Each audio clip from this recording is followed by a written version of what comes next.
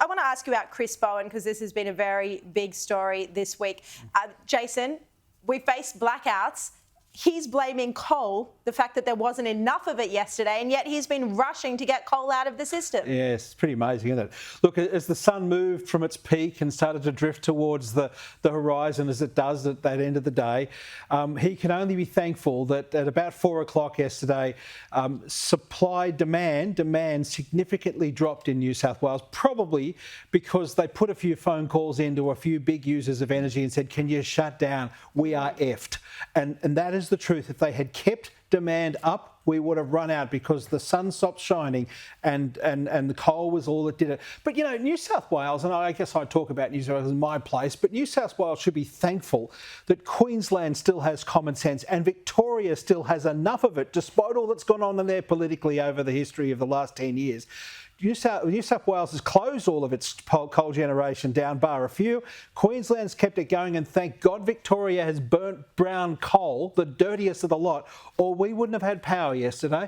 And that's the truth. And, you know, it's the kind of Matt Keane generation, the teenage advisors that have got into the heads of people like that, and now we're seeing Bowen do disastrous things as well, that are leaving us with this crisis.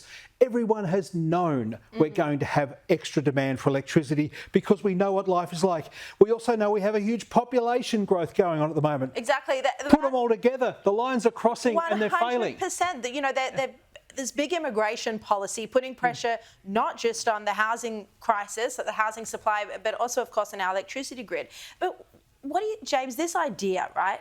We're in first world country, a developed country, Australia, and we have to time when we run the dishwasher if we have a dishwasher, or time when we put the air conditioner on if we have one, or don't put it on as cold as you might want to. I mean, it's absurd. If you'd told me 15 years ago that in 2024 we'll be rationing electricity, I would have thought, what disaster befell us? I wouldn't have imagined no disaster, just Chris Bowen, which I suppose, as you pointed out in your brilliant editorial, is kind of a disaster. Chris Minns made a brilliant point when he told Sydney-siders, from 3 p.m, can you please turn off all your appliances? Because he said at 3 p.m, solar really doesn't produce much energy. It's also the same time everyone is arriving home. Yeah. Well, he just rang the bell, didn't he? That's what we've been saying. Solar is wonderful, but it doesn't supply power when most people are using it. So it's absolutely unbelievable that as a first world country, we're being told, don't use your dishwasher, don't wash your clothes,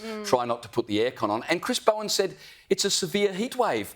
I mean, it was 28 degrees in Port Macquarie. It was 32 in the city centre. It was 39 in Penrith, but you deserve that if you live in Penrith. I mean, this was hardly a heat wave. Right. It's summer. It wasn't a severe heat wave. And Bowen is from Fairfield. He's from Fairfield in Sydney. You know, Fairfield in Sydney is right at the peak of the west. He knows yesterday wasn't a hot day. He knows it didn't even come close to it. Exactly. And, you know, I heard Barnaby Joyce say earlier that, you know, when he was in Queensland, around St George in Queensland, you used to have fortnights over 40.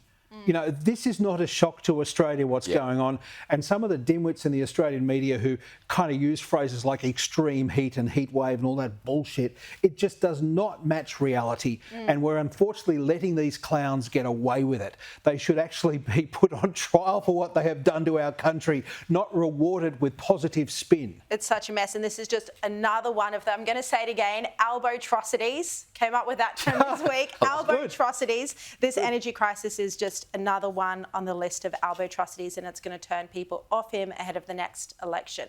I really don't want to talk about Lydia Thorpe because I just can't stand watching her. It just makes me so annoyed, but I feel like we can't ignore it because it was such a big story in Canberra today.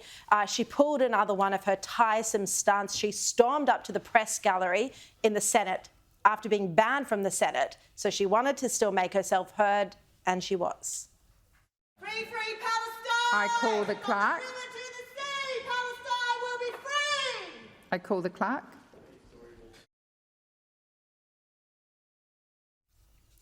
I mean, she just couldn't help herself, James. She just is desperate for attention, and it's so frustrating to think she's still going to be a senator until 2028. Yeah, I watched an interview with her on the ABC this morning, and what got my attention was that over the course of 4.5 minutes of an interview, she used the word racism or racist 17 times. That's once every 15 seconds. Yeah. And remember, this all began in reference to Pauline Hanson questioning Senator Payman's eligibility to sit in the Senate, which is the same question that was raised of Barnaby Joyce. It wasn't racist then, but now it's suddenly racist. And Lydia Thorpe just continually uses race as an excuse to, exercise the most appalling behaviour that would never be tolerated by anyone else. I should point out that not once did the ABC viewers pull her up over this allegation of racism. They allowed her to get away with it. And that's a big reason why Lydia Thorpe has been allowed to continue like this, because the mainstream media don't pick her up and call her out for her behaviour. Yeah, that's so surprising because there hasn't been any racism against her. People's objections have got nothing to do with her race and all to do with her conduct. Look, she's not quite right. Look at it. And I know you're worried about me saying something defamatory here, Yes, so I will minimise my discussion here. But I think that is the best way of dealing with it. She's not right, and she shouldn't be in the House. And what should shock the hell out of Australia is she's there until June 28. Yeah. She's not even halfway through the term yet. She's there for as long as Matt Canavan is there. There's reality, Australia. That's what you got. That's what your parliament's delivered you. The Senate is not pretty at all.